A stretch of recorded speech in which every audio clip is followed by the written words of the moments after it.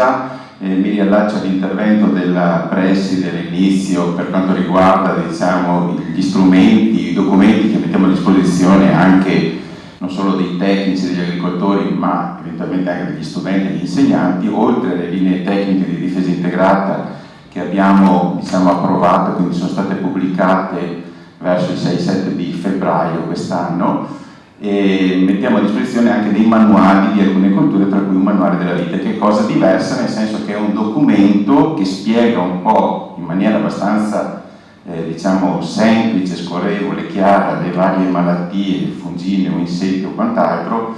e anche diciamo tutti quelli che sono gli interventi di monitoraggio, di difesa, spiegando un po' come funzionano anche i prodotti, in modo, diciamo, che si possa fare una difesa più ragionata possibile, mentre le linee tecniche di difesa integrata, come sapete, non sono altro che delle schede che probabilmente siamo arrivati a oltre 75 colture,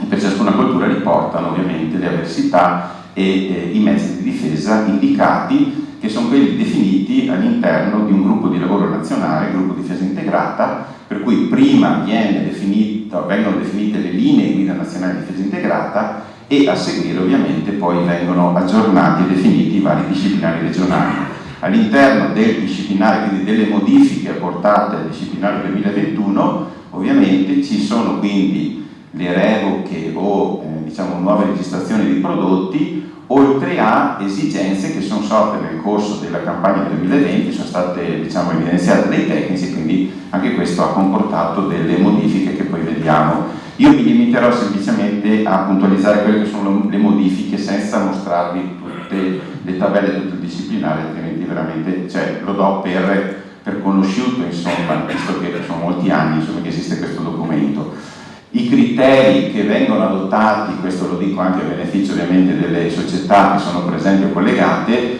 che sono adottati, che sono dei criteri a livello nazionale nel ridurre, limitare o escludere in qualche caso alcune sostanze attive, sono quelli che vedete evidenziati in rosso, sono gli stessi sostanzialmente da 2 anni, 3 anni a questa parte con questo, nel senso che c'è una certa attenzione nei confronti dei candidati alla sostituzione, perché questa è un'indicazione che arriva direttamente dalla Commissione europea, anche con l'ultima direttiva del 2019, dove è andato a individuare appunto un indice di rischio basato su un peso diverso a seconda del tipo di sostanze, della classificazione delle sostanze. Ovviamente poi c'è una limitazione per quelle che sono tossicità, sostanze con tossicità acuta elevata, sostanze cancerogene, mutagene o tossiche per la riduzione, e poi anche qui un'attenzione per quello che riguarda il discorso delle acque, per cui anche nel settore viticolo per alcuni prodotti ci sono state delle limitazioni o delle esclusioni, e un'attenzione poi per quanto riguarda il diserbo, soprattutto perché poi più spesso sono i diserbanti quelli che andiamo a trovare. Ovviamente poi in tutto questo chiaramente c'è anche un discorso tecnico, nel senso che non si ignora certamente nel momento in cui si abbina una sostanza attiva a un'avversità il discorso dell'efficacia, si tiene conto della selettività per quanto possibile, ma qui si apre un discorso importante dovuto alla, diciamo, alla revoca di alcune sostanze attive importanti negli ultimi anni. Quindi per quanto riguarda gli insetticidi qui c'è una criticità importante, c'è anche un settore di, diciamo, di approfondimento e di interesse che va affrontato sicuramente, e poi il discorso della gestione delle resistenze che interessa soprattutto i fungicidi. Allora faccio una carrellata andando per, diciamo, avversità. Per quanto riguarda la peronospora, le, diciamo, modifiche che possono in qualche modo interessare i tecnici sono, allora, una relativa al pacchetto di quelle sostanze cosiddette CMR, parliamo di fungicidi, diciamo, multisito di prevenzione, quindi fondamentali e importanti per la difesa, che però sono stati complessivamente limitati a un massimo di 5 interventi per un discorso appunto di frasi di pericolo in etichetta. Abbiamo tolto, per semplificare un po' la gestione di questi prodotti, i limiti di 3 per ciascuna sostanza attiva, per cui, voglio dire, uno potrebbe fare anche ditiano, 5 interventi solo con ditiano o solo con un altro di questi prodotti. Questo un po' in linea con quello che già si faceva in Trentino, anche se in Trentino voi sapete che 2 sostanze attive non sono riportate nel disciplinare, sono Formic e Mancozeb, però insomma è una semplificazione della gestione del magazzino, diciamo, a questo punto. Dopodiché, come sappiamo, il Mancozeb è stato revocato. Allora, nei casi in cui delle sostanze attive sono state revocate ma sono ancora impiegabili nel nel corso della stagione successiva, quindi nella stagione 2021, viene riportata una nota per dare l'informazione ovviamente del termine ultimo di impiego. In questo caso l'impiego slitta al 4 gennaio 2022, però in realtà insomma il messaggio è che è un prodotto che non può rimanere poi scorto in magazzino per il 2022, chiaramente. Insomma, per il MET è stata inserita una nota, questo più che altro per allineare le linee guida nazionali, perché l'anno scorso è uscito un clone, per cui insomma noi in qualche modo eravamo, non avendo messo nessun limite, eravamo un po' avvantaggiati in qualche modo. Benalaxil, anche qui c'è una revoca. Rimane tuttavia, attenzione, non è che spariscono i fenilamidi, perché rimane il metalaxil M come rimane il benalaxil M, quindi i prodotti, i stereoisomeri diciamo attivi di queste sostanze attive. Il metalaxil è ancora sul mercato, sono ancora disponibili formulati miscele, nelle linee tecniche però è stato tolto, quindi è una decisione autonoma come Regione Veneto, come linee di guida nazionali. Perché? Perché è un candidato alla sostituzione e perché ovviamente nel momento in cui uso un prodotto che contiene il metalaxil normale disperda nell'ambiente il doppio di sostanza attiva che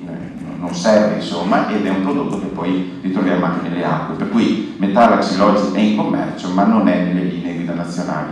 L'azotistrobin, prodotto che conosciamo, la strobilurina, era già presente sull'oidio, l'abbiamo inserita su richiesta dei tecnici, su richiesta vostra, anche sull'altra versità, soprattutto per non avere complicazioni poi nella gestione anche dei registri. Okay. Magdelesca semplicemente, qui abbiamo evidenziato, non abbiamo lasciato tricoderma atroviride e basta generico, abbiamo evidenziato i ceppi, quindi non ci sono altre modifiche particolari, però ve lo segnalo perché ovviamente abbiamo sul mercato prodotti formulati diversi con comportamenti diversi in funzione delle temperature, in funzione delle modalità applicative, eccetera, eccetera, per cui insomma è giusto dare un segnale che esistono cose diverse che vanno usate in maniera specifica. Chiaramente il disciplinare riporta solo le sostanze attive, quindi se potessimo scrivere i formulati il discorso sarebbe diverso, però noi ci limitiamo ovviamente alle sostanze attive. Vado avanti velocemente. Per quanto riguarda l'oidio sostanzialmente non ci sono modifiche.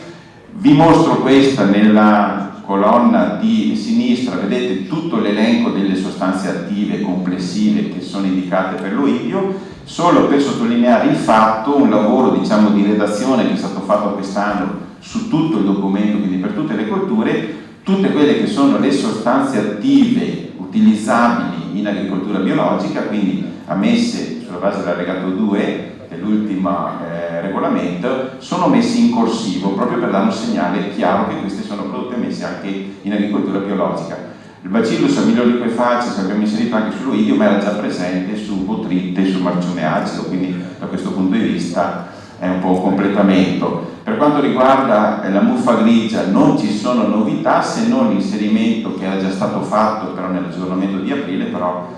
ho ritenuto opportuno citarlo, dell'isofetamide. Qui siamo nella categoria di un altro gruppo, diciamo un altro meccanismo d'azione che sono gli SDHI, che sono prodotti posizionati sostanzialmente o su oidio o su muffa grigia o su tutti e due. Attualmente abbiamo 3 sostanze attive nel disciplinare, quindi oltre all'isofetamide, boscalid e fluxapiroxade, c'è un limite complessivo per questo gruppo di 2 interventi all'anno per un discorso di gestione della resistenza. Vado avanti. Sui tripidi, anche qui una piccola segnalazione, abbiamo inserito la zadiratina perché si sta parlando di zadiratina anche nei confronti eventualmente di un'attività su cicalina, quindi su Scaphoideus titanus, però al momento tutti i dati sperimentali dimostrano un'efficacia abbastanza blanda, per cui abbiamo ritenuto di inserirla sui tripidi, quindi è utilizzabile, era comunque utilizzabile perché voi sapete c'è un principio generale che tutto quello che è biologico si può usare nell'ambito della disciplina di difesa integrata, però insomma l'abbiamo evidenziato sui tripidi, dopodiché se uno vuole usarlo anche nei confronti delle cicaline, nei primi stadi, insomma nulla vieta. Per quanto riguarda le cicaline invece, problematica ovviamente importante ed emergente della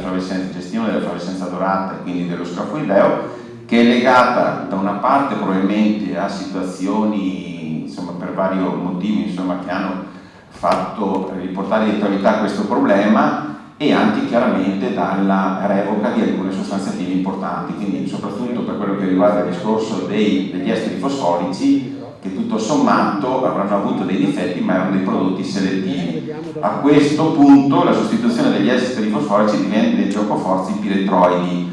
Siamo l'unica regione che ha aggiunto in questo caso una nota, vi faccio osservare questo aspetto qua, nel caso di reinfestazione di scafoideo, perché è un po' quello che è emerso nei monitoraggi fatti ovviamente da voi tecnici in collaborazione con il collega di Vicenza Sergio Carraro, è emerso che fine agosto, inizio settembre possiamo avere delle reinfestazioni importanti e non possiamo trascurarle perché a quel punto lo scafoideo trasporta facilmente e velocemente la malattia. Per cui abbiamo inserito nel disciplinare del Veneto, questo c'è solo nel Veneto, la possibilità di fare un secondo intervento con piretroide. Nella discussione che c'è stata, nel parere di conformità che è stato dato, diciamo, hanno deciso di limitare solo al taufluvalinate per il fatto che rispetto agli altri piretroidi riportati nel disciplinare non è un candidato alla sostituzione ed è un prodotto considerato nei confronti dei pronodi più selettivo. Per quanto riguarda H. eliofili c'è l'inserimento di una nuova sostanza attiva che è il difenazate. Vado via veloce, abbiamo inserito la drosofila Suzuki come avversità con alcune mezzi di difesa, quindi piretrina pure, spinosad ed etametrina, che sono quello che oggi ha la registrazione. C'è anche altro, diciamo, che funziona ed è indicato ed è riportato nella disciplina della vite nei confronti di drosofila, ma non riporta in etichetta drosofila, per cui insomma la scelta è caduta su queste tre sostanze attive, tra cui anche la deltametrina per un discorso di tempo di carenza breve. Questo è un problema comunque che si presenta ogni tot anni, che si presenta in maniera molto particolare, per cui insomma non è un messaggio di dire c'è anche questo problema qua, lo trattiamo. Sappiamo che la drosofila molto difficilmente, diciamo, si sviluppa, cresce sulla vite come su piccoli frutti, su ciliegie eccetera, quindi è un problema sicuramente molto particolare di linee particolari, soprattutto uve rosse destinate all'appassimento. Okay? Però piuttosto che fare deroghe abbiamo preferito inserirlo nel disciplinare. Per quanto riguarda il diservo abbiamo inserito un gramminicida che è il fluazipropio-buttile, non è anche questa una novità, ma era stato un po' messo da parte.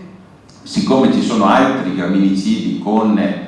diciamo frasi di pericolo simili, a quel punto o togliere tutti o mettere dentro tutti, quindi questa è stata un po' la decisione.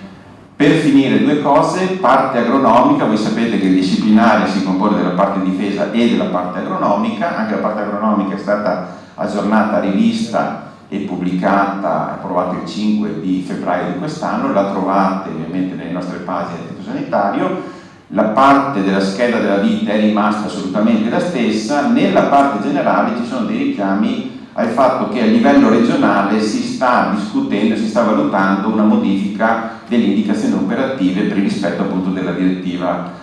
sui nitrati, in particolare per quanto riguarda i fanghi, per cui per non dover poi fare interventi di modifica abbiamo fatto dei rimandi, per cui insomma nel momento in cui vengono approvate si applicano queste nuove linee operative. Ultimissima cosa sul controllo irroratrici. Voi sapete, ci sono state le proroghe dei patentini, ancora se ne discute, eccetera, è stato spostato un po' tutto in avanti, le scadenze. Anche per i controlli irroratrici c'era questa possibilità, di fatto i centri prova hanno lavorato anche nel 2020 tranquillamente, gli interventi, i controlli sono stati fatti. Qui vi segnalo semplicemente che dal 1 gennaio 2021 l'intervallo